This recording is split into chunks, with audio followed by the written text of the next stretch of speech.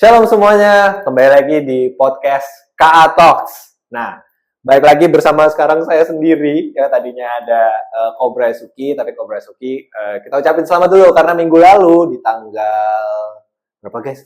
14 dia menikah. Jadi melakukan pemberkatan pernikahannya. Di hari ini dia sedang pergi liburan sama istrinya. Nah, tapi sama hari ini kita kedatangan Bapak Pendeta Moratua Tambolon. Salam. Shalom. Boleh kita kasih apa? Nah, jadi seperti yang kemarin ya, kita dalam satu series dari mulai Jumat Agung, kebangkitan, kenaikan, dan sekarang kita bicara mengenai Pentakosta. Nah, mungkin ini jadi satu hal yang ya kita bisa belajar lebih dalam lagi lah mengenai Pentakosta ataupun ya hari pencurahan Roh Kudus itu, gitu ya. Ya mungkin mau tanya nih, Om, baptisan Roh Kudus itu sama nggak sih sama pencurahan Roh Kudus gitu loh? Apa sih sebenarnya Pentakosta itu artinya juga apa sih itu, Om, sebenarnya? Kalau Pentakosta itu sebenarnya udah merupakan hari raya yang dirayakan oleh orang Israel dalam perjanjian lama yang sering disebut hari penuaian. Jadi ketika Pentakosta di Yerusalem dalam pemahaman hari pencurahan Roh Kudus, emang orang-orang dari berbagai negeri datang ke Yerusalem untuk merayakan hari Pentakosta. Tapi disitulah justru terjadi Pentakosta yang kita sering sebut Pentakosta pertama di Yerusalem dalam pemahaman pencurahan Roh Kudus. Arti katanya sebenarnya adalah hari ke-50. Jadi 50 dihitung dari Paskah. Jadi sebut hari ke-50 itu Pentakosta. Dan dalam sejarahnya juga itu sering dikaitkan juga hari penerimaan hukum Taurat. Ya 50 hari setelah mereka keluar dari perbudakan, maka Allah memberikan hukum Taurat melalui Musa di Bukit Sinai gitu. Jadi ada kaitannya semuanya. Oh, jadi sama tuh 50 hari setelah perbudakan dan juga di Pentakosta itu 50 hari setelah Paskah gitu ya, Om ya? Iya. Oke, berarti pencurahan Roh Kudus ini sama nggak sih sama praktek yang kita lakuin sekarang? Karena kan sekarang itu pencurahan Roh Kudus itu ada, tapi juga ada baptisan Roh Kudus gitu ya. Nah itu namanya kita kan memperingati saja, memperingati dalam pemahaman adalah fakta sejarah pernah terjadi pencurahan Roh Kudus di Yerusalem dan yang diyakini sebagai berdirinya gereja mula-mula gitu. Jadi yang kita lakukan sekarang adalah memperkuat bahwa Pentakosta itu pencurahan Roh Kudus itu sejarah, bukan dogma, bukan suatu ajaran, tapi fakta yang perlu diperingati gitu. Nah, fungsinya itu apa, Om? Pencurahan Roh Kudus itu efeknya apa sih ke jemaat mula-mula ya pada waktu itu gitu ya? Pencurahan Roh Kudus itu adalah seperti yang dikatakan Yesus, mereka akan diberi kuasa. Dan kuasa Roh Kudus itu akan nyata melalui pelayanan rasul-rasul setelah terjadi fakta pencurahan Roh Kudus kepada mereka. Berarti itu seperti dikuatkan kembali gitu ya, diberi gitu ya. Kuasa ya. Dinamit kuasa yang membuat terjadi pergerakan yang sangat luar biasa, sehingga ketika pencurahan Roh Kudus itu Petrus tampil memberitakan Injil, banyak ribuan orang percaya. Itu karya Roh Kudusnya. Nah, itu apa kaitannya dengan bahasa roh, Om? Karena kan pernah ada di Alkitab ya tertulis gitu ya, bahwa murid-muridnya setelah kenaikan Yesus ada murid-murid pada berbahasa roh gitu ya. Dan itu apakah itu juga terjadi waktu hari Pentakosta itu atau gimana? Dalam kisah para Rasul 2 itu, dalam kisah waktu pencurahan Roh Kudus itu memang murid-murid diberikan manifestasi sebagai pembuktian bahwa mereka memang dikuasai, dipenuhi oleh Roh Kudus. Tapi bahasa roh itu yang disebut dalam kisah para Rasul 2 itu adalah bahasa lain ya. Bahasa lain. Itu merupakan sesuatu yang spesial ya. Hmm. Ada manifestasi yang spesial waktu itu. Sebenarnya bukan hanya bahasa roh, hanya salah satu. Ada lidah-lidah api di atas kepala murid. Ada seperti suara angin yang sangat kencang gitu. Itu ada. Tapi sekarang kan yang terus kita lihat adalah bahasa roh. Ya, jadi manifestasi itu, manifestasi yang terjadi saat itu sepertinya tidak harus selalu terjadi sampai abadi. Buktinya lidah api hanya pada saat hanya itu pada saat itu juga. aja ya. Suara angin itu kadang-kadang juga terjadi setelah itu, tapi itu pun sangat jarang. Berarti bahasa roh ini yang dimaksud itu bahasa lain gitu ya? Ya. Oke. Dan ini juga bahasa roh yang terjadi pada hari raya Pentakosta itu beda dengan bahasa roh yang sekarang yang dilakukan oleh gereja-gereja sebagian orang percaya. Karena waktu itu ketika banyak belasan daerah, belasan bahasa, mereka akan datang merayakan Pentakosta ke Yerusalem. Dan ketika Rasul itu dipenuhi Roh Kudus, mereka mengucapkan bahasa lain. Bahasa mereka tuh ya. Kita katakanlah itu bahasa roh. Tapi setiap orang yang mempunyai bahasa-bahasa yang berbeda, mereka mendengarkan Rasul itu berdasarkan bahasa mereka. Jadi mereka semua ngerti. Jadi ini sangat beda dengan bahasa roh yang dipraktekkan sekarang. Yang bahasa roh yang sekarang hanya Dia dan Tuhan yang tahu. Gitu. Tapi berarti maksudnya apakah itu relevan dengan Alkitab atau enggak? Berarti kan kita mempraktekkan atau gereja mempraktekkan bahasa roh yang mungkin sampai sekarang sih kalau menurut dari saya pribadi nggak ada penerjemahnya gitu. Apakah itu masih bisa disebut maksudnya bahasa roh untuk yang bisa orang-orang mengerti? Gitu? Dalam kenyataannya beberapa kali ketika orang percaya berkumpul, mereka berbahasa roh ketika dipenuhi Roh Kudus tanpa harus ada orang yang tahu, tanpa harus diterjemahkan. Tapi dalam 1 Korintus 12 sampai 14 itu dibicarakan itu tentang berbahasa roh sebagai karunia. Bahasa roh sebagai karunia memang harus diterjemahkan. Harus ada penterjemahnya. Sebab kalau tidak diterjemahkan, untuk apa gitu? Sebagai karunia ya. Tapi sebagai tanda untuk dipenuhi Roh Kudus harus kita bedakan seperti dari sebagai karunia. Mungkin nggak tuh Om? Karena kan nggak ada yang bisa terjemahin nih. Atau ya kalau dari saya pribadi mungkin nggak pernah tahu apakah ada yang bisa terjemahkan. Mungkin nggak itu bisa jadi batu sandungan buat jemaat-jemaat baru justru. Ketika mereka dengar, apa nih misalnya gitu ya. Mungkin. Sangat mungkin. Sangat mungkin ya. Sangat mungkin. Kita harus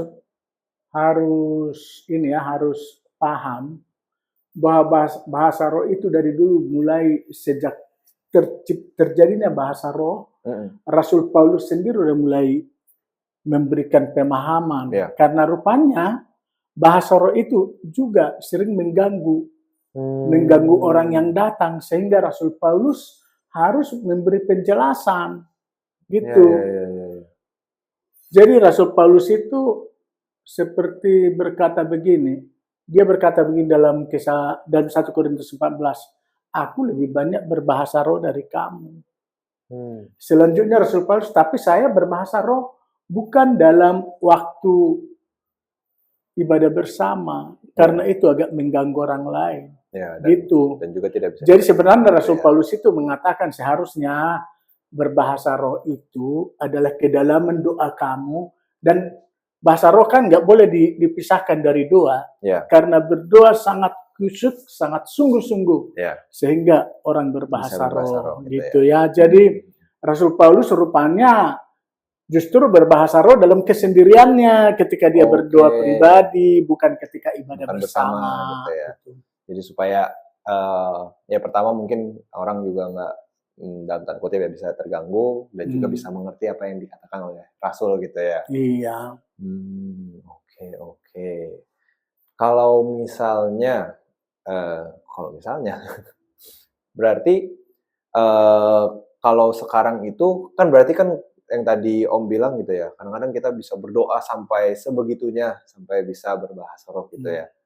Tapi ada nggak sih yang bisa membedakan ataupun apakah jangan-jangan orang menyamakan pengalaman emosional pribadi dengan pencurahan Roh Kudus gitu.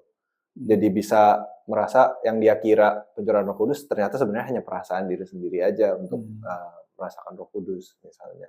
Kira-kira itu ada beda nggak sih Om dari pengalaman pribadi, pengalaman emosional doang sama benar-benar merasakan Roh Kudus itu ada bedanya atau enggak? Menurut Om? Menurut saya begini ya, kalau kita berdoa tidak juga kita mengesampingkan emosi. Nggak mungkin kita berdoa kepada Tuhan tanpa rasa. Ya, gitu. Jadi, cuman saya mempunyai keyakinan yang sungguh berdasarkan pengalaman saya. Tentu ini pengalaman saya ya. Tidak harus diterapkan oleh orang lain. Yang saya tahu kalau kita mempunyai kedalaman emosi dalam tanda kutip ya, bukan emosi yang kotor gitu ya, tapi emosi yang murni. Di dalam kedalaman emosi kita itulah kita terus berdoa kepada Tuhan. Justru memang disitulah biasanya terjadi berbahasa lidah gitu. Tapi emosi bukan sembarang emosi tentunya. Betul. Karena kita kan biasanya kalau menghadapi kesulitan, ada keinginan kita ke depan yang sangat kita inginkan. Kita meminta kepada Tuhan dengan kesungguhan hati. Tentu perasaan kita terbawa, emosi kita terbawa. Dan emosi yang murni seperti ini, dalam kedalaman emosi kita itu, kita bisa berbahasa lidah, sangat mungkin terjadi. Oke, berarti memang pengalaman emosional pribadi seseorang itu memang ada efeknya gitu. Ada faktornya gitu ya. Oke, tapi aku mau tanya pribadi sih Om. Mungkin ini dari pertanyaan pribadi. Berbahasa roh itu tapi wajib atau enggak buat semua jemaat? Bahasa roh kan bukan satu-satunya manifestasi dipenuhi Roh Kudus. Itu hanya salah satu ya. Manifestasi berupa perubahan hidup, bisa sukacita, bisa bermazmur, bisa itu perlu dialami, gitu ya. Tapi bukan berarti salah satu dari manifestasi ini diwajibkan. Sama dengan bahasa roh. Jadi menurut saya, nggak tahu yang lain, menurut saya berbahasa roh itu sangat penting. Tapi bukan berarti wajib. Bukan wajib ya. Iya gitu. Ya. Karena itu termasuk ekspresi kepada Tuhan ya. Ekspresi iman kita kepada Tuhan. Oke. Wah. Lumayan ini sih. Karena kalau dari saya pribadi memang kalau boleh terus kan belum mendapat karunia untuk bisa berbahasa roh gitu ya. Tapi memang itu kan menjadi salah satu mungkin banyak dari jemaat juga yang kayaknya ingin benar-benar merasakan Roh Kudus mungkin dengan bisa berbahasa roh seperti benar-benar merasakan Roh Kudus gitu. Jadi memang itu jadi salah satu hal yang mungkin diinginkan lah gitu oleh jemaat gitu ya. Nah kalau di saat ini sendiri gitu ya, hari Pentakosta atau pencurahan Roh Kudus ini itu udah diperingati dengan baik atau belum? Kadang kan kita terlalu fokusnya mungkin ke Natal, mungkin ke Jumat Agung yang lebih besar. Tapi apakah Pentakosta ini artinya nggak terlalu penting gitu misalnya atau bagaimana? Sebenarnya kan semua hari raya Kristen itu mempunyai kepentingan penting. Pentingnya itu sama. Gitu ya. Jadi tidak boleh dianggap yang satu lebih penting dari yang lain. Walaupun faktanya hari Natal itu diperingati secara global ya, semua, secara keseluruhan dan lebih meriah. Tapi itu di daerah-daerah tertentu justru Pentakosta ini yang diutamakan seperti di daerah saya Tapanuli Utara ya. Itu setiap hari raya Pentakosta itu biasanya seperti kita denominasi GB, itu biasanya berfellowship di situ. Diadakanlah di situ baptisan, diadakanlah macam-macam pemujian dan lain-lain, dan ada ibadah khusus meminta dipenuhi Roh Kudus. Ya. Dan di kampung saya itu tanda orang itu dipenuhi Roh Kudus adalah berbahasa lidah. Ya. Dan rata-rata karena begitu fokus ke situ, rata-rata mengalami juga semua. Gitu. Semua berbahasa lidah. Jadi karena apa? Kadang-kadang kalau kita fokus secara istimewa, maka mujizat itu terjadi karena kita memperingatannya hanya sebagai peringatan saja, ya begitu saja. Lewat tanpa semua mengalami. Jadi ya itulah tergantung sikap gereja sebenarnya. Betul. Tergantung juga sikap pribadi menyikapi hari itu gitu ya. Kalau memang kita pada hari Pentakosta ini juga memperingati dengan secara fokus yang tadi Om bilang, pasti bisa mengalami Roh Kudus itu lebih dalam lagi gitu ya Om ya. Iya. Jujur aku memang mengenai Roh Kudus ini, mengenai pencurahan Roh Kudus ini memang mungkin aku jadi salah satu pihak yang mungkin tidak menempatkan fokus yang lebih banyak gitu, karena mungkin aku pun sendiri ya masih belajar, pengen tahu lebih dalam lah gitu ya. Tapi apa yang bisa kita lakuin Om? Maksudnya terlebih dari memperingati Pentakosta, pasti kan ada keseharian gaya hidup juga yang kita harus lakuin. Kalau cuma satu hari doang fokusnya mungkin kan nggak bisa juga gitu ya Roh Kudus ya. Itu kan hanya fokus memperingatinya secara istimewa gitu. Tapi harusnya sih pengalaman itu setiap hari. Setiap hari ya. Gitu. Dan saya perlu juga mengatakan bahwa sampai sekarang tentang bahasa lidah ini adalah merupakan teologi yang tidak pernah tuntas. Itu. Jadi sampai sekarang, mungkin sampai Yesus datang, ini akan menjadi tetap teologi yang tidak pernah tuntas. Akan selalu ada pro kontra, ada yang setuju, yang tidak setuju, ada yang fokuskan ke bahasa roh, ada yang fokuskan kepada buah-buah roh, dan lain-lain. Jadi kalau dibuat menjadi suatu ajaran yang sangat kaku, ini sudah tidak mungkin. Itulah sebabnya saya katakan bahwa teologi bahasa lidah ini tidak akan pernah tuntas. Gitu. Karena pemahaman tiap-tiap ini gereja juga ada yang berbeda-beda gitu ya Om ya. Kan dalam sejarahnya juga mulai dari hari pertama peristiwa Pentakosta bahasa lain, beda. Dan setelah itu dalam Kisah Para Rasul 10 misalnya mulai dinyatakan bahasa roh sebagai karunia. Kisah Para Rasul 19 bahasa roh juga. 1 Korintus 13 Rasul Paulus sempat mengatakan itu adalah bahasa malaikat, ya. Dan dikatakan bahwa nubuat akan berlalu, mujizat juga akan berlalu, dan bahasa roh akan berhenti. Gitu. Cuma kapan berhentinya bahasa roh nggak disebut. Jadi barangkali bahasa roh sudah berhenti, barangkali sekarang ini nggak tahu apa namanya. Istilahnya tidak boleh seorang di antara orang Kristen mengatakan sangat paham tentang bahasa roh. Ya. Dan tidak boleh mengatakan aku berbahasa roh sebagai tanda saya dipenuhi Roh Kudus. Anda tidak berbahasa roh berarti Anda tidak dipenuhi Roh Kudus. Itu nggak boleh. Itu penghakiman. Ya. Karena Rasul Paulus mengatakan bahasa roh itu akan berhenti, tapi cuma disebut tahun berapa berhenti ini nggak disebut.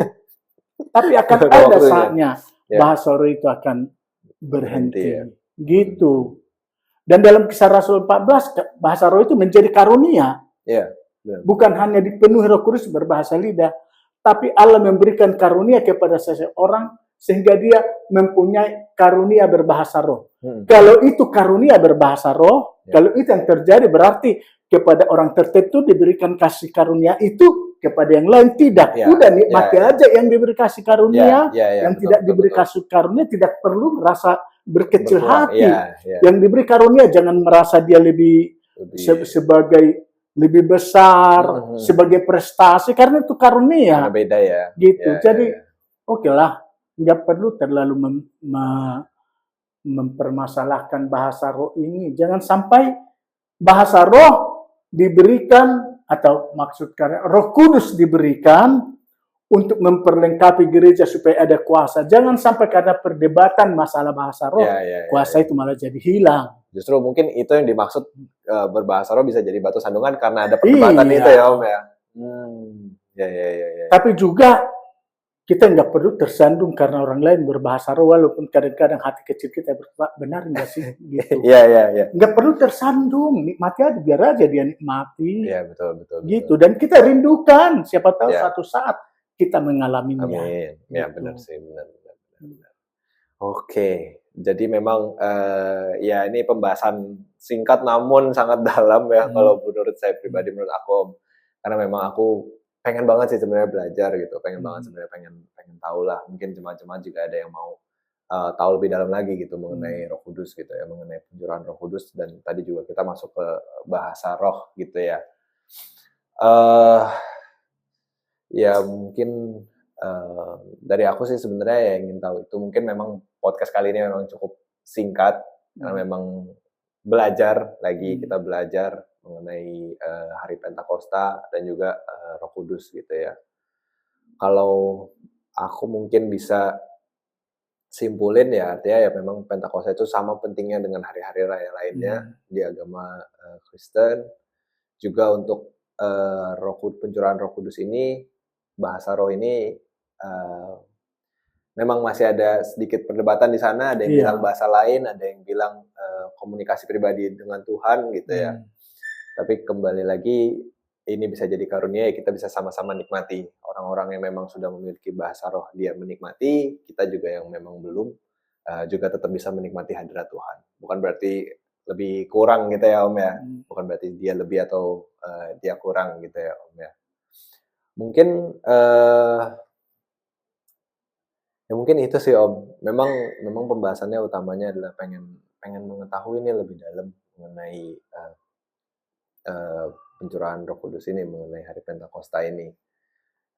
Kalau mungkin dari Om Tamu mungkin ada yang mau ditambahin nggak kira-kira buat jemaat mengenai hari Pentakosta, pencurahan Roh Kudus ataupun bahasa roh itu Om? Mungkin. Jadi menurut saya kita stoplah berdebat tentang bahasa lidah ini. Tapi yang perlu kita lakukan adalah kita terus merindukan, dan mereka yang berbahasa lidah itu memang sangat potensial menjadi batu sandungan bagi banyak orang. Tapi bagi kita, harusnya kita nggak perlu tersandung gara-gara itu. Yeah. Karena untuk apa kita tersandung? Sebab ada orang yang sangat benci terhadap orang yang berbahasa roh sampai berkata bahwa bahasa roh itu dari setan. Saya kadang-kadang mendengar itu merinding. Ya, untuk apa sampai begitu? Biarlah orang yang berbahasa roh menikmatinya. Yang penting iman mereka terus bertumbuh. Yang penting imannya murni gitu ya. Tapi memang kalau berbicara tentang penting-pentingnya gitu ya, buah-buah roh, pentingan mana dari bahasa roh gitu ya. Menurut saya sih lebih, ya kalau saya bilang lebih penting, takutnya nanti ada yang tersinggung ya. Menurut saya sih buah roh itu yang utama. Dan untuk buah roh itu adalah yang kalau kita betul-betul memberikan diri kita dipimpin roh, dikuasai oleh roh, walaupun tanpa manifestasi bahasa lidah, dan itu membuat buah-buah roh itu nyata dalam kehidupan kita, dan itu yang perlu kita rebut. Jangan merebut bahasa roh. Rebutlah buah-buah roh itu, karena itu penting buat kita dan penting buat semua orang di sekitar kita. Dan penting juga bagi Tuhan. Itu yang penting. Jadi udahlah, Jangan terlalu dipermasalahkan. Tapi begini, ada juga satu yang saya ingin katakan begini. Perlu juga saya katakan begini, bahwa kadang-kadang para worship leader mengatakan gini, mari kita berbahasa roh. Nah itu menurut saya, itu kan dari Roh Kudus, nggak bisa kita ajak-ajak. Jadi menurut saya, kalau kita berkata, mari kita berbahasa roh, masa bisa langsung diajak jadi berbahasa roh? Menurut saya jadi sama salahnya dengan melarang orang berbahasa roh. Iya dong. Kita juga nggak boleh melarang orang berbahasa roh. Biarlah jadi mati. Nggak untuk apa diajak-ajak. Itu pengalaman pribadi, kedekatan dia dengan Tuhan lah. Itu yang sangat penting. Jadi kalau seperti pertanyaan terakhir tentang bagaimana buat generasi muda sekarang, saya lihat di situ pertanyaannya. Itu penting loh buat kita generasi muda, ya. Karena apa? Biar bagaimanapun yang paling banget membutuhkan tuntunan roh, merasakan manifestasi roh, apakah itu bahasa lidah, apakah itu buah-buah roh, anak muda. Karena perjalanan ke depan begitu panjang. Kadang-kadang kita yang tua itu nyesal, kenapa dari dulu saya sungguh-sungguh. Coba saya dari dulu sesungguh-sungguhnya seperti sekarang, aduh udah sangat indah. Jadi pesan saya kepada anak muda, udahlah, rebut itu yang disediakan Tuhan buat kita. Dipenuhi Roh Kudus, dikuasai Roh Kudus, rebut itu tentang manifestasinya, apa bahasa lidah, apa buah roh, apa yang lain-lain, itu akan kita alami secara berproses. Yang penting sungguh-sungguhlah memberikan diri, dipenuhi dan dituntun oleh Roh Kudus. Dan itu sangat penting buat anak muda, anak-anakku. Saya nyesal udah terlalu cepat tua gitu. Ini malah bener, malah aku yang dikuatin nih. Siap. Iya, benar. Justru sebagai anak muda, justru itu yang harus kita kejar ya Om ya. Untuk benar-benar sungguh-sungguh di dalam Tuhan ya. Supaya benar-benar bisa mengalami Roh Kudus itu ya. Iya, betul.